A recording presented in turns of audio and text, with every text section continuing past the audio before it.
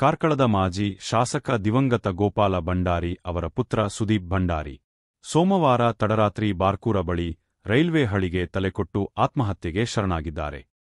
ಚಲಿಸುತ್ತಿರುವ ರೈಲಿನಡಿ ಹಾರಿ ಸಾವನ್ನಪ್ಪಿರುವ ಶಂಕೆ ವ್ಯಕ್ತವಾಗಿದೆ. ಸುದೀಪ್ ಹೆಬ್ರಿಯ ನಿವಾಸಿಯಾಗಿದ್ದು, ಹೆಬ್ರಿಪೇಟೆಯಲ್ಲಿ ವೈನ್ ಶಾಪ್ ನಡೆಸುತ್ತಿದ್ದರು. ಆತ್ಮಹತ್ಯೆಗೆ ಕಾರಣ ತಿಳಿದು ಬಂದಿಲ್ಲ.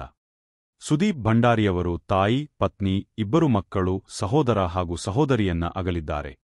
ಘಟನಾ ಸ್ಥಳಕ್ಕೆ ಪೊಲೀಸರು ಧಾವಿಸಿ ಪ್ರಕರಣ ದಾಖಲಿಸಿದ್ದಾರೆ. ಪೊಲೀಸರು ತನಿಖೆ ಕೈಗೊಂಡಿದ್ದು, ಮೃತದೇಹ ಶವ ಪರೀಕ್ಷೆಗೆ ಕಳುಹಿಸಲಾಗಿದೆ. ಹಣಕಾಸು ಮುಗ್ಗಟ್ಟಿನ ಕಾರಣವೋ, ಬೇರಾವುದೋ ಕಾರಣ ಇದೆಯೋ ಎನ್ನುವ ಬಗ್ಗೆ ಪೊಲೀಸರ ತನಿಖೆಯಿಂದ ತಿಳಿದುಬರಬೇಕು. ಯಾವುದೇ ಡೆತ್ನೋಟ್ ಪೊಲೀಸರಿಗೆ ಸಿಕ್ಕಿಲ್ಲ. ನಿನ್ನೆ ತಡರಾತ್ರಿ ರೈಲು ಬರುತ್ತಿದ್ದಾಗಲೇ ಹಾರಿ ಸಾವಿಗೆ ಶರಣಾಗಿದ್ದಾರೆ.